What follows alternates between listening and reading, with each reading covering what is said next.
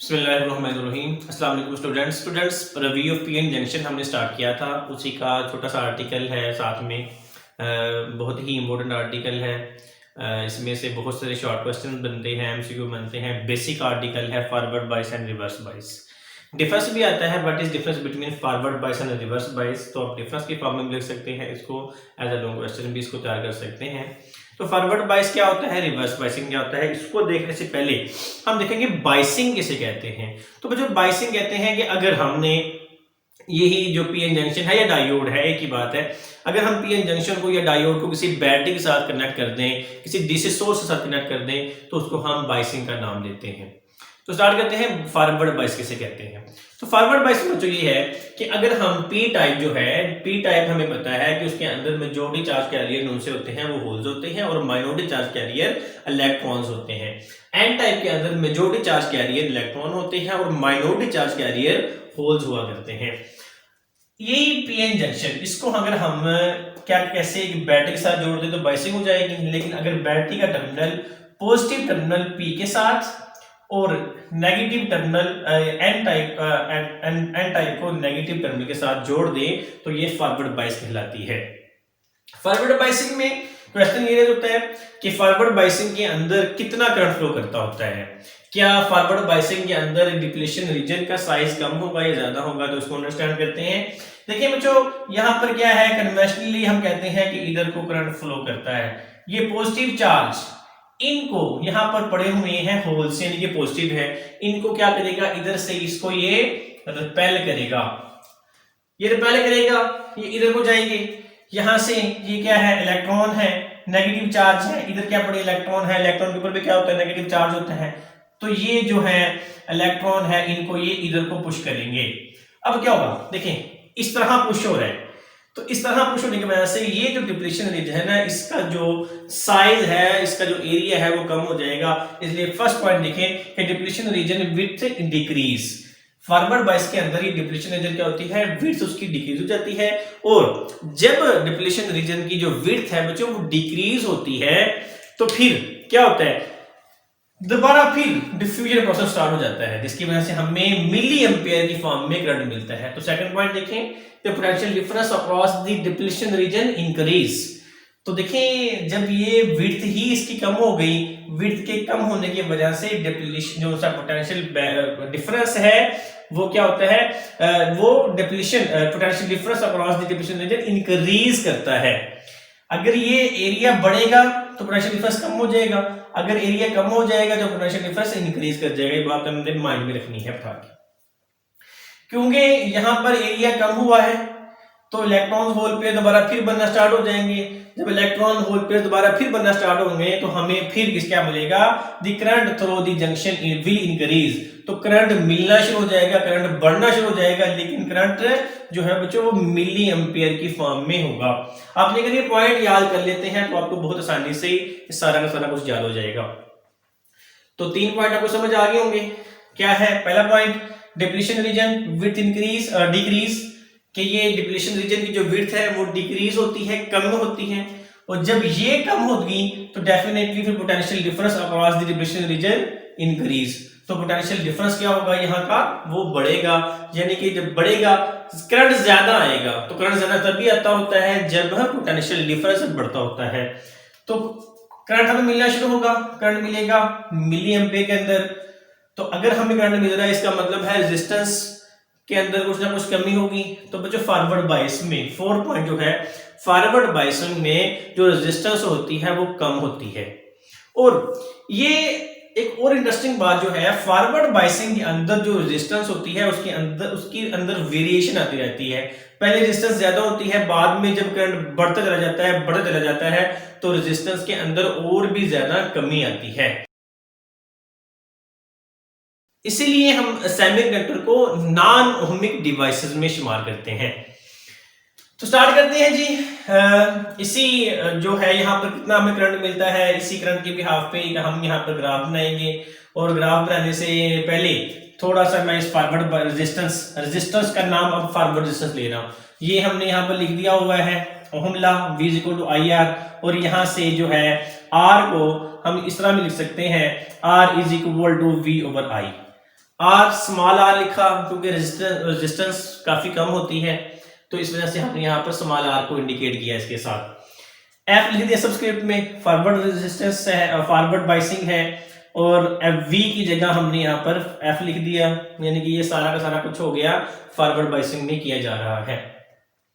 तो इससे हम जो है इसकी रेजिस्टेंस को निकाल सकते हैं। करंट इसके अंदर जो फ्लो करेगा वो होगा due to majority charge carrier की वजह से। याद रख लें ये पॉइंट, ये 1 2 3 4 5 पॉइंट, इन 5 पॉइंट को अब याद कर लें तो नेक्स्ट जो हमने अंडरस्टैंड करना है रिवर्स बायस्ड, वो आपको इंतहाई आसान लगेगा। ग्राफ पढ़ते हैं, जो ग्राफ इसका बनेगा उसका ग्राफ इसके उल्ट बन जाएगा, यानी कि एक पॉइंट हम पढ़ रहे हैं, दूसरा पॉइंट इसके उल्ट हम पढ़ लेंगे। ग्राफ में क्या है, यहां पर बच्चों करंट है y एक्सिस पे और यहां पर वोल्टेज है x एक्सिस पे। x एक्सिस ये मतलब पॉजिटिव साइड पे। वोल्टेज ले लिए 0 से लेके 0.1 0.2 0.3 0.4 5 0.6 0.7 0.8 एंड सो ऑन आगे तक इसको लेके जा सकते हैं। करंट हमें मिलता है वो मिली एम्पेयर में करंट मिलेगा, मैंने सपोज कर लिया 20 40 60 and 80 and so on move करेगा। अब यहां पर आपको कुछ ये नजर आ रहा है कि अगर ये पोटेंशियल बैरियर, हमें पता है यहां पर पोटेंशियल बैरियर अगर हो जर्मेनियम का तो वो होता है 0.3 वोल्ट, अगर यही जो बैरियर है सिलिकॉन के लिए हो तो वो होता है 0.7 वोल्ट। सपोज कर लेते हैं कि यहां ये जो बैरियर है ये सपोज कर लें ये जर्मेनियम के लिए है। जर्मेनियम के लिए क्या होगा, करंट की मकदार ऐसे यहां आएगी, लेकिन जो ही यहां पर आई तो आपको दिखा कि ये जो है करंट है वो इधर को बढ़ना स्टार्ट हो गया। इसका मतलब क्या हुआ कि देखें जब 0.3 तक हम पहुंचे, 0.2 से कुछ आगे यानी कि 0.3 तक अप्रोच करके गए, वहां तक तो करंट की मकदार नहीं बढ़ी, लेकिन 0.3 को जो ही क्रॉस किया तो करंट की जो मकदार है वो बहुत ज्यादा बढ़ जाती है और आपको करंट जो है देखिए कितना मिल रहा है, तकरीबन आपको 20 40 60 के करीब एंड सो ऑन काफी सारा करंट यहां पर मिलना स्टार्ट हो जाता है। लेकिन अगर ये जो बैरियर है वो सिलिकॉन के लिए है, सिलिकॉन के लिए कितना 0.7 वोल्ट। हमें यहां पर एक और बात आपको चला जाऊं कि यहां से जो वोल्टेज हमें अप्लाई करने होते हैं वो 0 से लेके 30 वोल्ट के दरमियान में हमने अप्लाई करना होता है। तो इसलिए अब क्या हुआ, यहां पर सपोज हम करें कि सिलिकॉन का ये बैरियर है तो क्या होगा, करंट यहां तक फ्लो करेगा, यहां पर करंट के अंदर कोई वेरिएशन इतनी खास नहीं आएगी, लेकिन जो ही 0.7 वोल्ट से इंक्रीज करेंगे तो देखते हैं कि एक स्ट्रेट लाइन अपीयर होती है। इसका मतलब ये है कि यहां से 0.7 वोल्ट से जो ही हम आगे तजावज करेंगे तो आपको जो है वो स्ट्रेट लाइन यानी कि काफी ज्यादा सारा करंट मिलता है। देखिए वोल्टेज इंतहाई कम है लेकिन जो है यहाँ पर जो करंट मिलता है आपको वो बहुत ही ज्यादा होता है। तो जो फॉरवर्ड बायस के अंदर जो हमें करंट मिलता होता है वो बहुत ज्यादा होता है। अब इसकी मेन कैरेक्टरिस्टिक्स हमने सारी पढ़ ली यहाँ पर, तो इसके साथ हम इसको ये भी देख लेते हैं कि जी इसके जो फिगर है, इसकी जो मेन डायग्राम है उसको हम अंडरस्टैंड कर लेते हैं। इसकी मेन डायग्राम यूं है कि जी आपने यहाँ पर ये सपोज कर लें ये P है, यहाँ पर ये N है, इसको लगा दिया। यहाँ से हमने जो है हमने चेक करना है कि कितना हमें करंट मिलता है आउटपुट के ऊपर, तो यहाँ पर इसके लगा दें एक एम्पेयर मीटर लगा दें, तो फिर एम्पेयर मीटर यहाँ पर लगा दें एक वोल्ट मीटर। वोल्ट मीटर हमेशा सीरीज में लगता होता है, तो यहाँ से इसके आगे हम जो है बैटरी अप्लाई करते हैं। बैटरी अप्लाई करने से याद रखना है आपने P को हमने पॉजिटिव टर्मिनल के साथ जोड़ना है, N को हमने नेगेटिव टर्मिनल के साथ यहाँ से जोड़ना है। ले जी इसकी ये है मेन फिगर है, यहाँ पर जो है वोल्टेज अप्लाई करते हैं, ये एम्पेयर मीटर है, ये वोल्ट मीटर है और ये इसका जो है वो PN जंक्शन है। तो ये सारी की सारी इसकी चीजें कंप्लीट हो गई। क्या क्या पढ़ा हमने, बाइसिंग क्या होती है ये पढ़ लिया, फिर इसको देखा हमने, अंडरस्टैंड किया कि इसके अंदर क्या फिनोमेना होता है कि ये पोटेंशियल बैरियर की जो विड्थ है ये कम हो जाती है, पोटेंशियल डिफरेंस इंक्रीज करता है और इंक्रीज करने की वजह से आपको यहाँ पर मिली एम्पेयर में करंट मिलना शुरू हो जाता है। और फिर हमने देखा कि फॉरवर्ड रेजिस्टेंस रेजिस्टेंस इसके अंदर कम होती है। और फिर जो है हमने ये भी अंडरस्टैंड किया कि इनके अंदर जो है वो करंट जो फ्लो करता है वो मेजॉरिटी चार्ज कैरियर की वजह से फ्लो करता होता है। फिर इसका डायग्राम देखा, सॉरी इसका ग्राफ देखा, ग्राफ के बाद इसकी जो मेन डायग्राम है वो हमने स्टडी कर ली। अब इसी यहाँ पर लिखे हुआ ही है, सारा कुछ लिखा हुआ है, इसी को मैं जो है वो इस तरह अंडरस्टैंड करवाऊंगा कि ये अब आपको जो है वो रिवर्स बाइस यहाँ पर शो करे। रिवर्स बाइस अब क्या होगा यहाँ पर, रिवर्स बाइस, रिवर्स बाइस में क्या होगा, ये पी टाइप है, यहां पर हमने क्या करना है, इसको यहां पर खत्म कर देते हैं। रिवर्स बाइस में हमने क्या करना है, P को जोड़ना है बैटरी के नेगेटिव टर्मिनल के साथ और N को जोड़ना है हमने बैटरी के पॉजिटिव टर्मिनल के साथ। अब इसमें होना क्या है, इसमें बच्चों ये होगा कि यहां से नेगेटिव है, देखें यहां से पॉजिटिव स्टार्ट कर लेते हैं, पॉजिटिव इधर से इधर से। अब पॉजिटिव क्या है, आपको बहुत अच्छी तरह आइडिया हो रहा है कि पॉजिटिव जो है यहां पर बड़े इलेक्ट्रॉन्स इनको खींचेंगे इस तरफ, इनको खींचेंगे इस तरफ, और यहां से ये नेगेटिव टर्मिनल है और यहां पर क्या है पॉजिटिव है, ये खींचेंगे इसको इस तरफ। तो देखिए काम उल्ट हो गया है, पहले ऐसे हो रहा था, अब ये जो हो गया वो ऐसे होना स्टार्ट हो गया।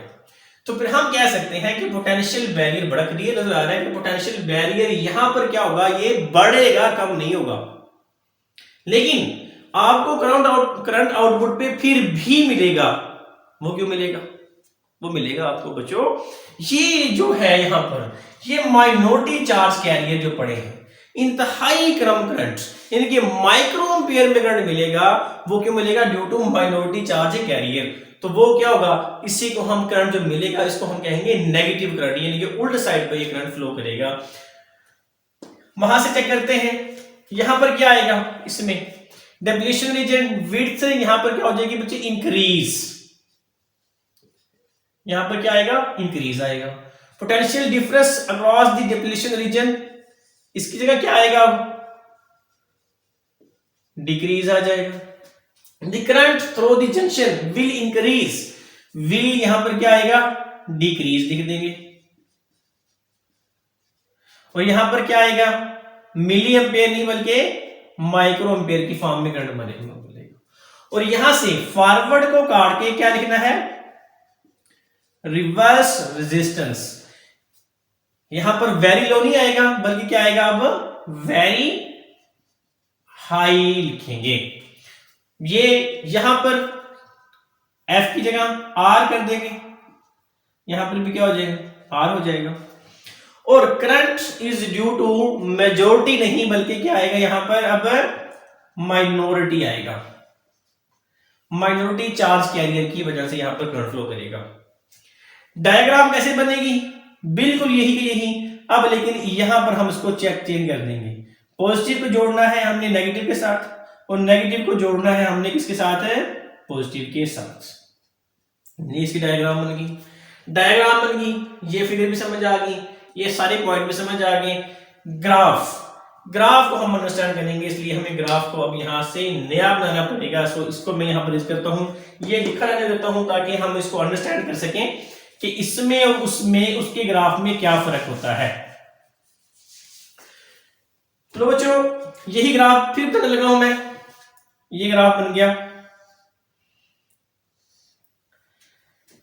और यहां से ये ग्राफ इस सेंस में, ग्राफ को जरा गौर से देखें, यहां पर ये क्या था, ग्राफ था एक्स एक्सिस के साइड पे लिया था वोल्टेज, लेकिन पॉजिटिव साइड पे। तो यहां पर एक्स एक्सिस की साइड पे लेंगे लेकिन किसमें लेंगे, नेगेटिव साइड पे। तो यहां पर हम क्या लेने लगे हैं, वोल्टेज। यहां पर करंट लिया था वाई एक्सिस में अपर साइड पे यानी कि पॉजिटिव साइड पे, लेकिन यहां पर करंट लेंगे हम इसकी लोअर साइड पे नीचे वाली साइड पे यहां पर लेंगे। यानी कि देखिए हमने तमाम को उल्ट कर देना है, ये फॉरवर्ड बाइसिंग के लिए है, ये रिवर्स बाइसिंग के लिए है। यहां पर भी वही काम करेंगे हम, यहां पर जो है वोल्टेज 0.1 से लेके यहां से स्टार्ट करते हैं